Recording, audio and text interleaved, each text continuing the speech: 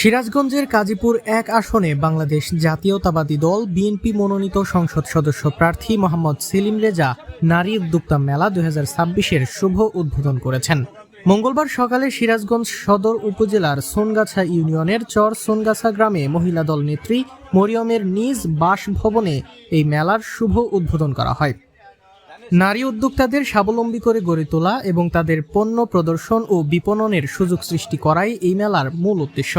উদ্বোধনী অনুষ্ঠানে প্রধান অতিথির বক্তব্যে মোহাম্মদ সেলিম রেজা বলেন, নারীদের অর্থনৈতিক ক্ষমতায়ন ছাড়া টেকসই উন্নয়ন সম্ভব নয়। বিএনপি সবসময় নারীদের উদ্যোক্তা হিসেবে গড়ে তোলার পক্ষে এবং ভবিষ্যতেও এ ধরনের উদ্যোগে পাশে থাকবে। অনুষ্ঠানে বিশেষ অতিথি হিসেবে উপস্থিত ছিলেন জেলা বিএনপির সহসভাপতি মকবুল চৌধুরী।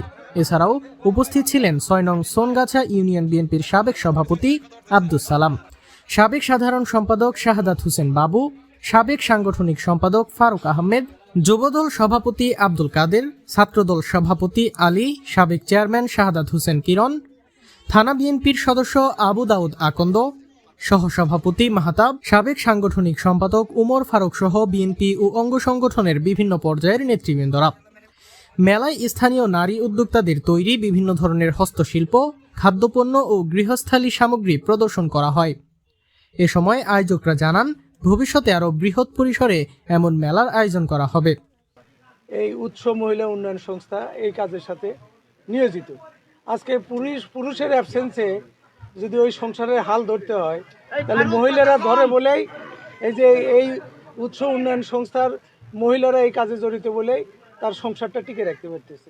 আজকে আমাদের তারেক রহমানেরও ৩১ দফা, ৩১ দফার মধ্যে কিন্তু মূল দফা হলো যে একটা ফ্যামিলির যিনি প্রধান তার নামে একটা ফ্যামিলি কার্ড দিবে।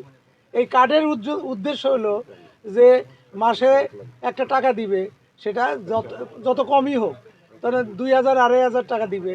এই টাকাটা যদি ওই মহিলার হাতে পড়ে, তাহলে ওই মহিলা ওই সংসারের জন্য এই সংসার কিভাবে উন্নয়ন করা যাবে, তার ছেলে মেয়েদের লেখাপড়া অথবা এই টাকা জমায় সহযোগিতা করতে পারবে তার স্বামীর পক্ষে। এই পদক্ষেপটা আমাদের লিডার তারেক রহমান নিছে এই মহিলাদের উন্নয়নের জন্য, এবং এই সংসারে যাতে তাদের একটা অবস্থান থাকে। উন্নয়নই বড় কথা না, একটা মহিলা যদি ওই সংসারে উন্নয়ন করে, মানে কিছু যদি সহযোগিতা করতে পারে, তাহলে নিজে যে আর্নিংয়ের সাথে জড়িত, এটা হলো তার বড় একটা পাওনা, যে আমি ওই সংসারে থেকে আমি নিজে ইনকাম করতেছি। এটা একটা মহতী উদ্যোগ। এই উদ্যোগের প্রোডাক্ট হলো যে আপনাকে দেখাইতে নিয়ে আসছে আমাদের, যেগুলো টেবিল উপর সাজায় রাখছে। আবার আরও কিছু আছে, কাপড় চোপড় সিলাই এগুলো আছে, এগুলো তাদের উদ্যোগ। নার্সারি আছে, তারপর আপনার সার, কম্পোস্ট সার যেটা, এগুলো ওনাদের উদ্যোগে চেষ্টা করতেছে মানুষকে বোঝানোর জন্য এবং মহিলাদের কাজে লাগানোর জন্য। এই জন্য অসংখ্য ধন্যবাদ আমাদের মরিয়মের নেতৃত্বে, এবং এই আমাদের যে ভাইক দেখলাম, দাদাক দেখলাম, উনি সহযোগিতা করতেছে। এই জন্য আপনাদের সবাইকে ধন্যবাদ।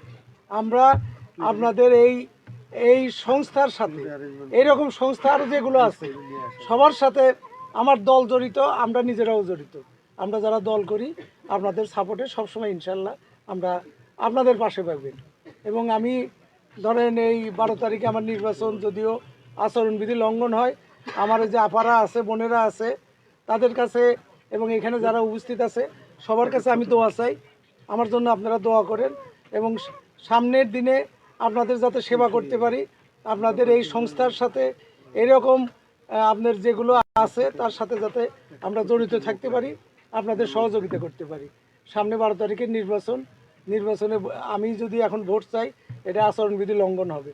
ভোট চাইতেছি না, কিন্তু আমি কী জন্য আসছি সেটা আপনারা ভালোভাবে বুঝতেছেন।